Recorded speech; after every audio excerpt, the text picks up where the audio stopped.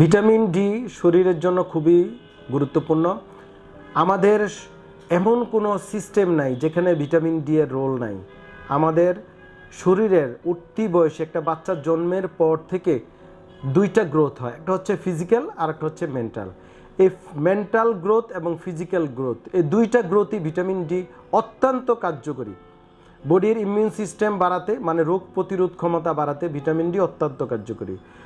বাচ্চাদের রিকেটস একটা রোগ আছে যেটাতে পা পাকা হয়ে যেতে পারে, বাচ্চার হাড়ের গঠন বিকৃতি হয়ে যেতে পারে, এবং বয়স্কদের অস্টিওমেলাসিয়া, অস্টিও আর্থ্রাইটিস, অস্টিওপোরোসিস নামক হাড় ও জোড়ার মারাত্মক রোগ ভিটামিন ডি এর ঘাটতিতে হতে পারে। ভিটামিন ডি স্কিন ডিজিজ, স্কিনের বিভিন্ন গঠনে ভিটামিন ডি আমাদের প্রতিটা যে ভাইটাল অর্গানস আছে প্রত্যেকটা জায়গায় ভিটামিন ডি এর বিশাল রোল আছে। সো ভিটামিন ডি ঘাটতিতে শারীরিক বিভিন্ন এবং মানসিক বিভিন্ন রোগ এবং সমস্যা দেখা দিতে পারে।